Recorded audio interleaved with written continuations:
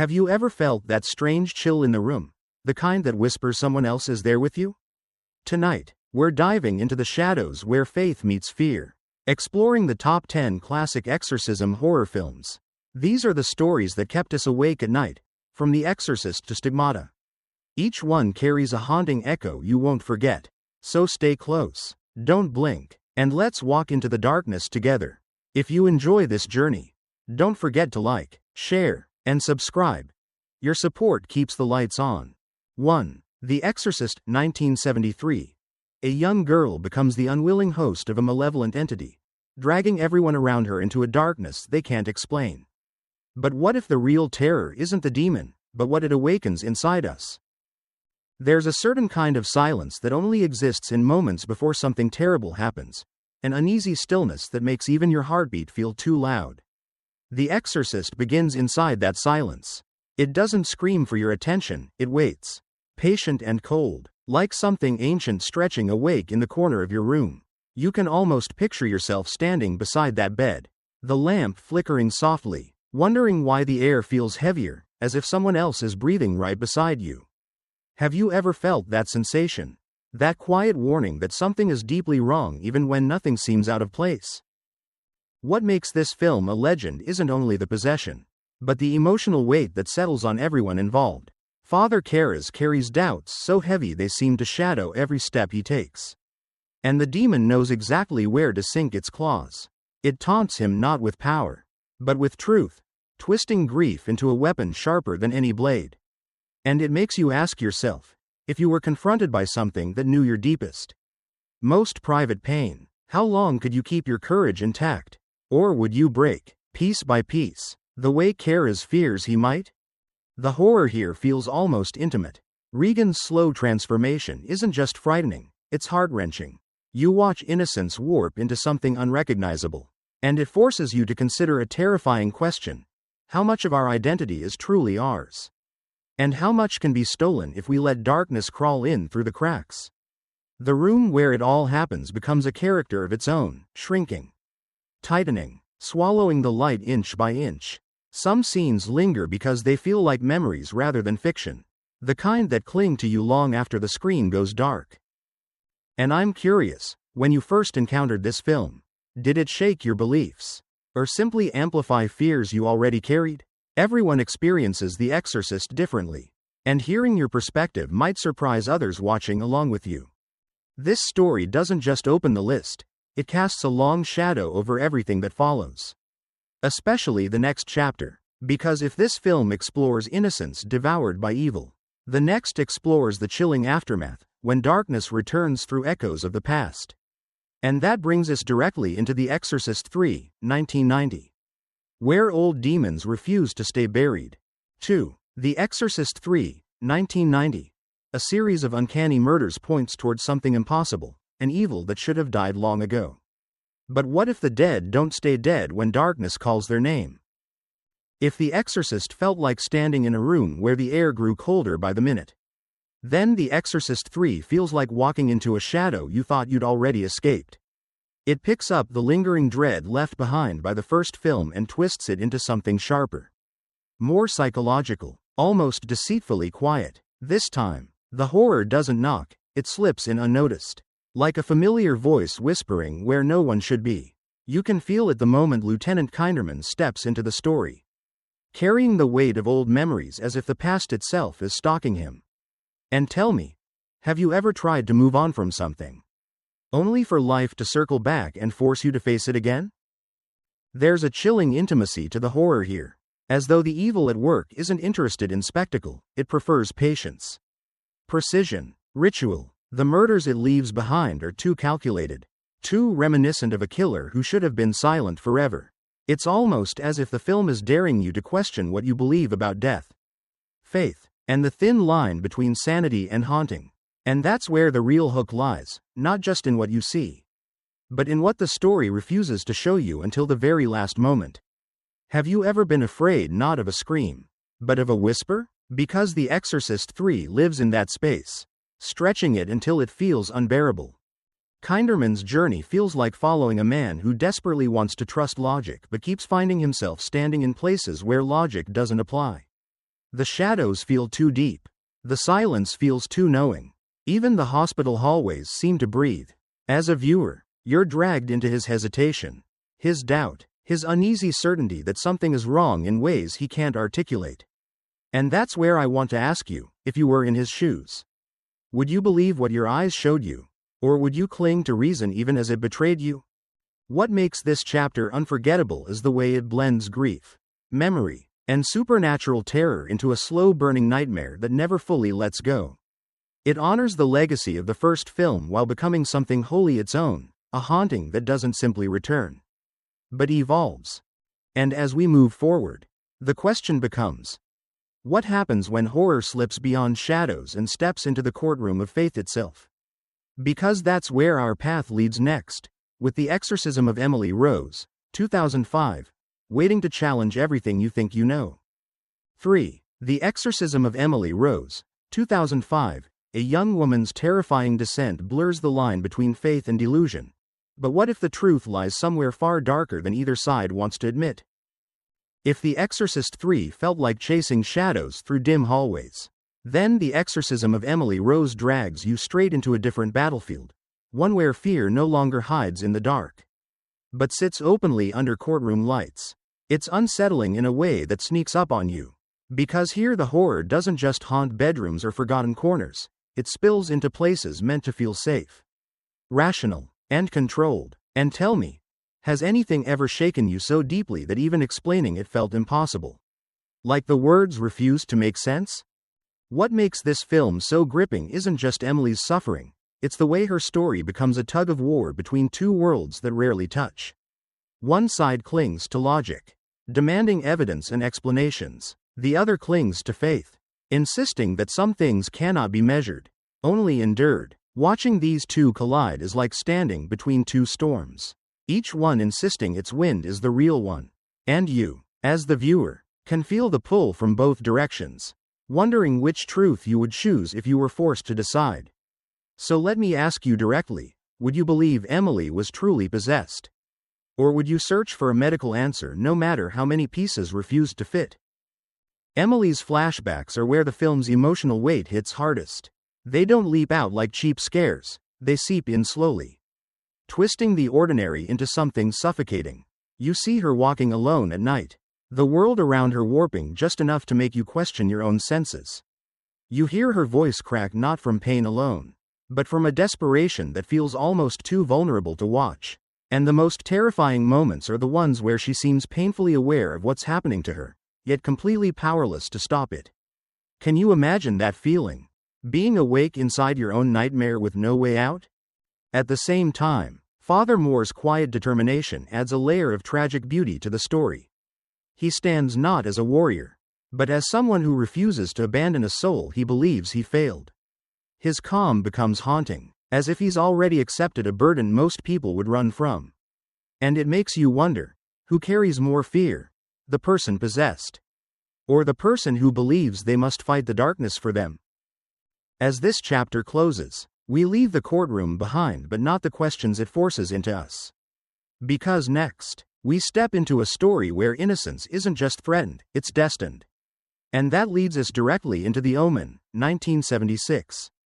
Where terror arrives not through possession, but through prophecy. 4. The Omen, 1976. A seemingly perfect child begins to reveal an unnerving darkness, but what if the greatest evil is the one raised under your own roof? If The Exorcism of Emily Rose left us questioning the boundaries between faith and reason, then The Omen pulls us into a far colder fear, the fear that destiny itself might already be written. And you're living beside it without even knowing. This story doesn't come at you with shrieks or trembling shadows. Instead, it greets you with calm, polite smiles, the kind that make you uneasy without knowing why. You've felt that before, haven't you? That strange instinct telling you something is wrong, even when everything looks perfect on the surface. What sets The Omen apart is how quietly the horror unfolds. Damien doesn't scream, doesn't twist or contort, doesn't summon demons from dark corners. He simply exists, and somehow that's far more terrifying.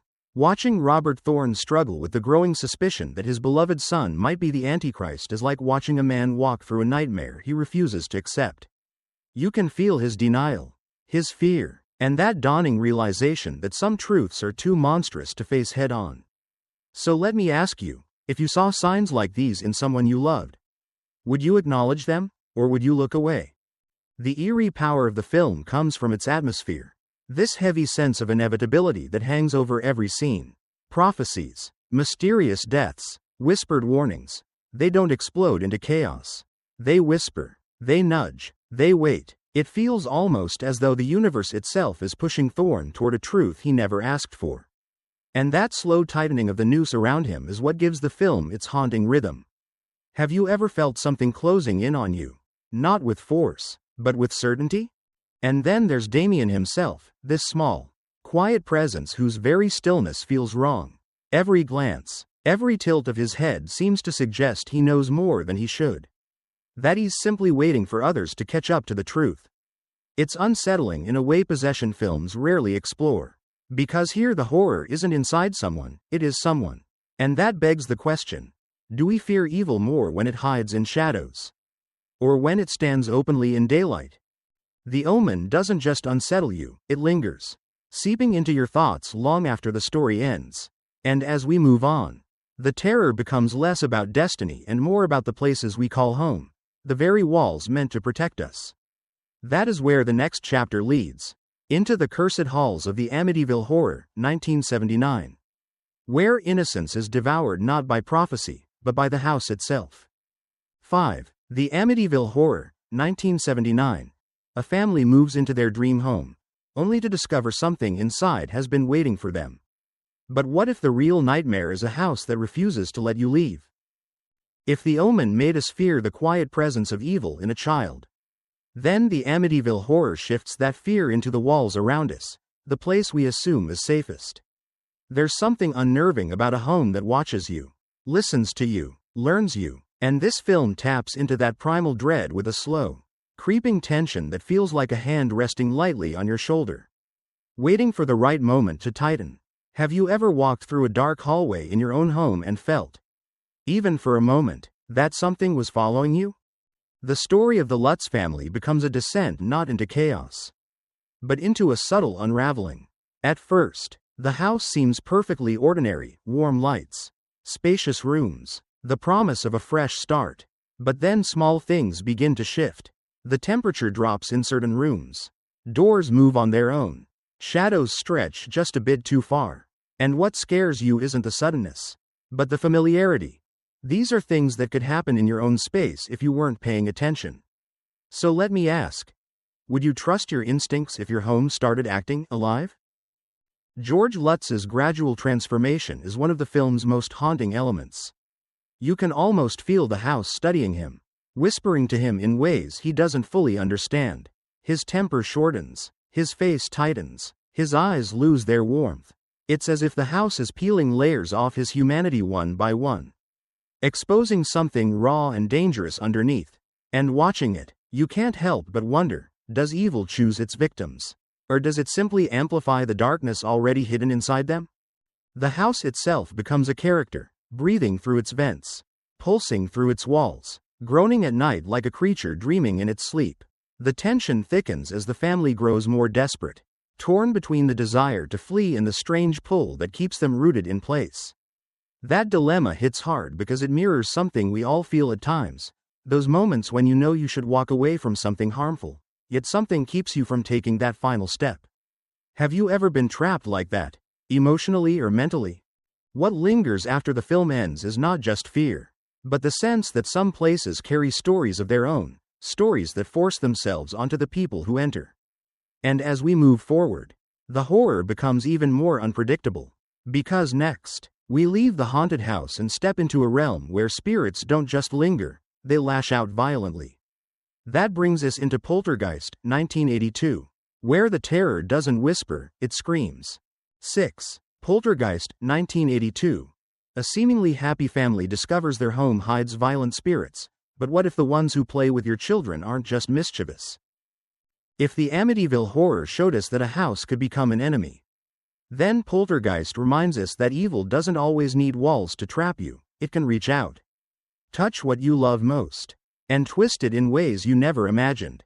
Imagine a home where laughter and screams collide, where the toys meant to bring joy instead become the instruments of terror. Have you ever wondered what it would feel like if the familiar corners of your home started turning against you? Almost deliberately?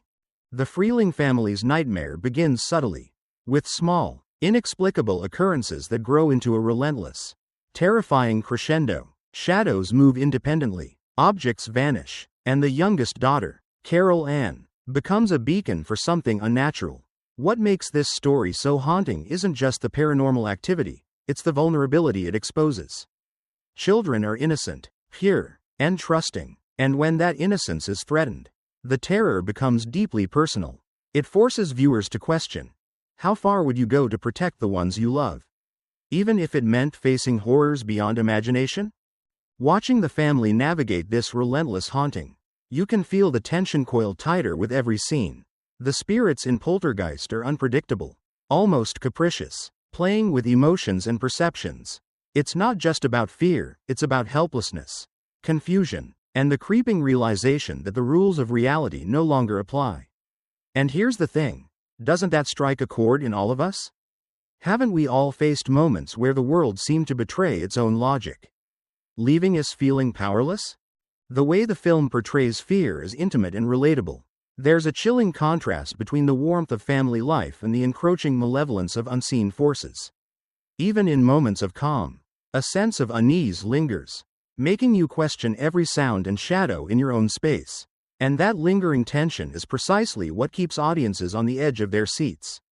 Now I have to ask you, if something in your home started acting with intent, would you fight it, flee, or try to understand it first? Poltergeist doesn't just haunt a single family, it haunts the idea of home itself. It lingers long after the credits roll, whispering that evil can intrude anywhere, even in places where we should feel safest. As we step forward from this haunting, we move into stories where evil isn't confined by walls or playthings, but manifests in terrifying, historical accounts. That leads us directly into The Conjuring, 2013, where real-life paranormal investigators confront darkness that refuses to stay hidden. 7. The Conjuring, 2013. A family plagued by unexplainable terror turns to real-life paranormal investigators. But can even the bravest stand against darkness rooted in history? If Poltergeist showed us that spirits could invade the home, then The Conjuring takes it a step further, reminding us that some evil carries a story, a history, and a hunger that lingers far beyond one lifetime.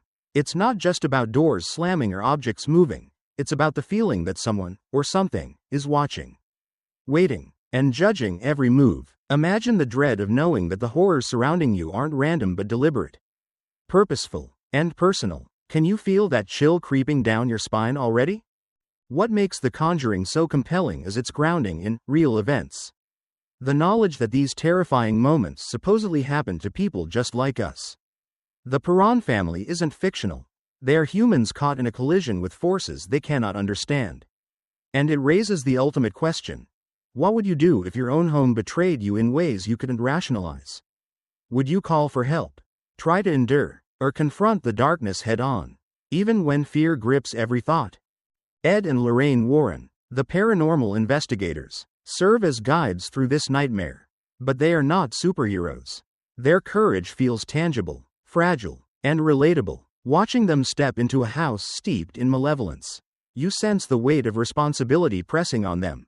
Yet they persist. It forces us, as viewers, to reflect. Could we maintain composure and bravery in the face of true evil? Or would the fear consume us entirely?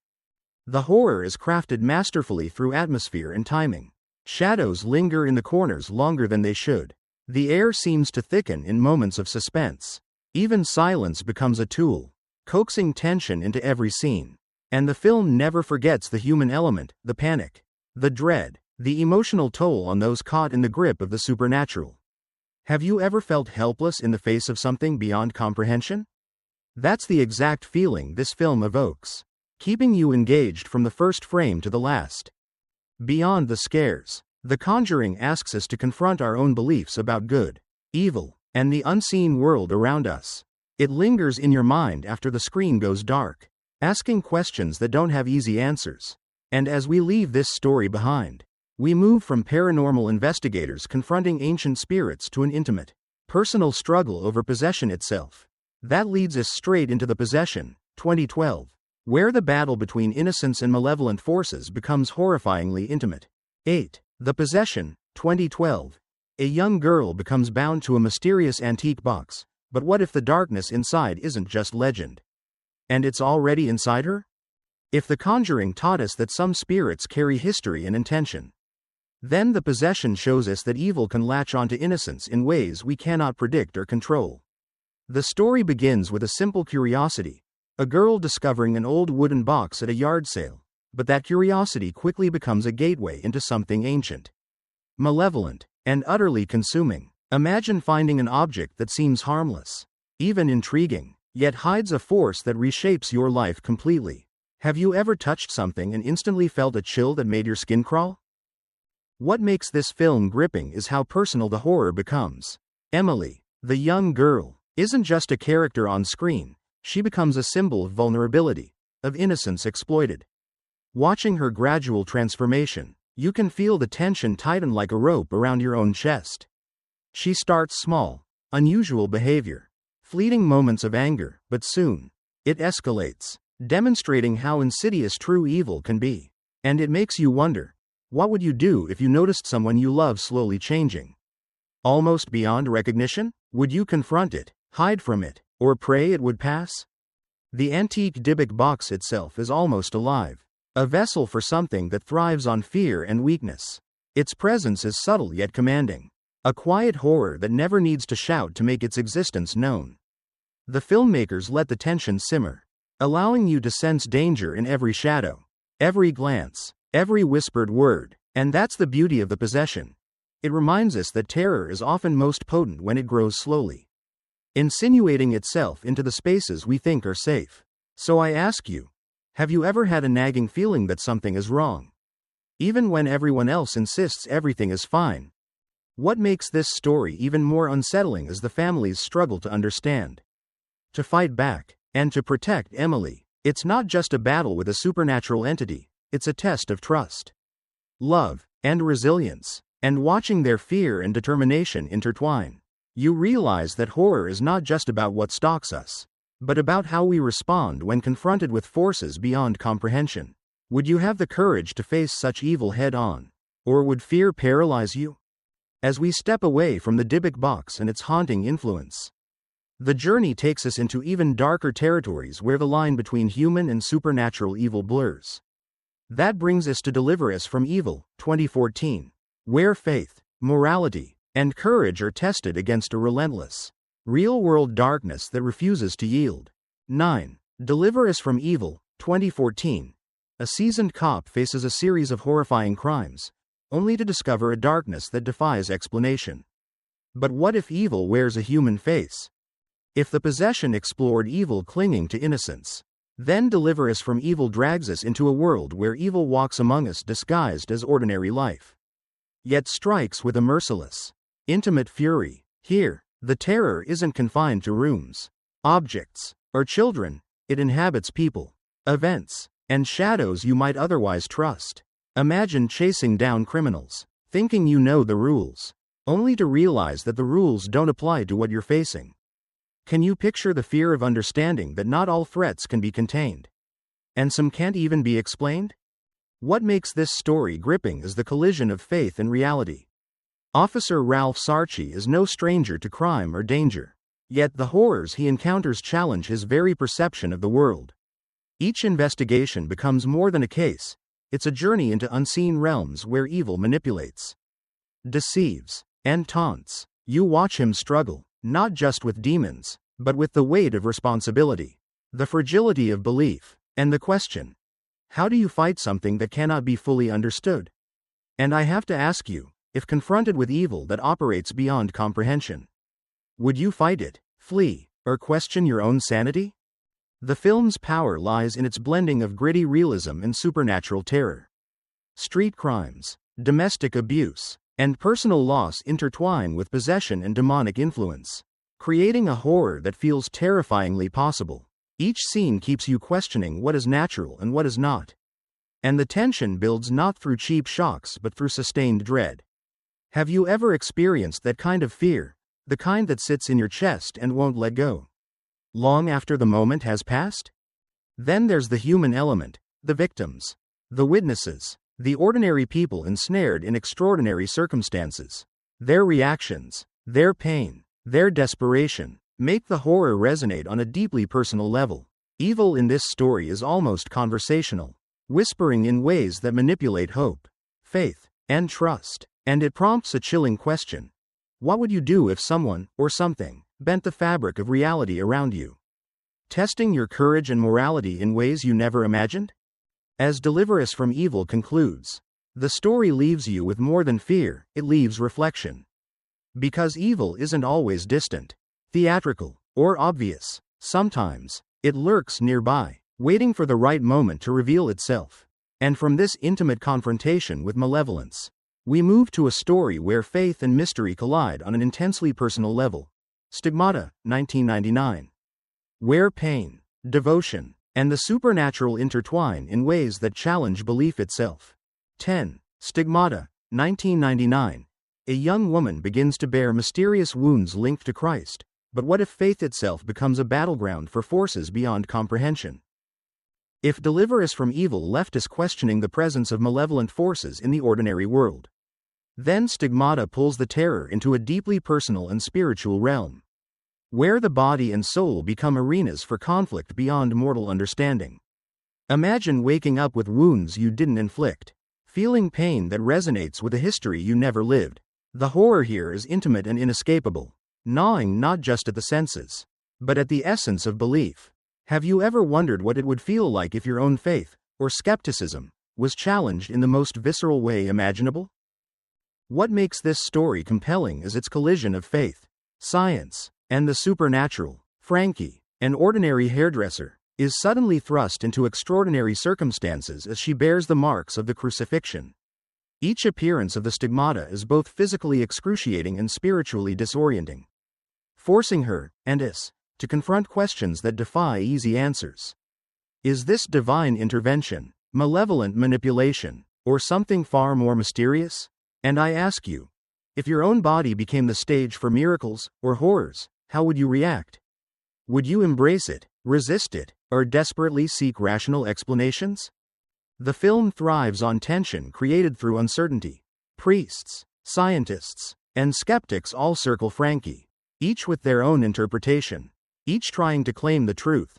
This adds layers to the fear because the horror is not just external, it is mirrored in human doubt, mistrust, and the struggle to reconcile what is seen with what is believed. You can almost feel the characters' frustration and helplessness, and in doing so, you begin to sense the terror yourself. Isn't that a chilling thought? That horror can be as much about understanding as it is about fear? Stigmata also excels in making the supernatural feel both immediate and plausible. The manifestations are neither overly stylized nor sensational. They're grounded in reality enough to make you question whether something like this could happen. And that is where the film's lingering effect hits hardest. It doesn't just scare, it makes you ponder, discuss, and debate the boundaries of faith, science, and human endurance. Have you ever encountered a story so unsettling that it stayed with you long after it ended, reshaping your perspective? As the film unfolds, the stakes grow intensely personal. The wounds are a message, a warning, and a call to confrontation with forces beyond comprehension. And as we close this chapter of classic exorcism horror, the entire journey, from possession to prophecy, haunted homes to spiritual battles, reminds us that terror is not confined to shadows or screams. Sometimes, it lives within belief, within the human body, and within the fragile spaces between doubt and faith. How would you face something that tests not just your courage, but the very essence of your soul? And there you have it, the journey through terror, faith, and the unexplained, from innocent whispers to battles within the soul itself. Each film reminds us that evil wears many faces, sometimes hiding in shadows, sometimes within belief itself. Which story unsettled you the most? And would you dare face such darkness? Share your thoughts. I'm curious to hear your take. If you felt chills along the way, don't forget to like, share, and subscribe for more journeys into classic horror. The night isn't over yet, the stories linger, waiting for those brave enough to return.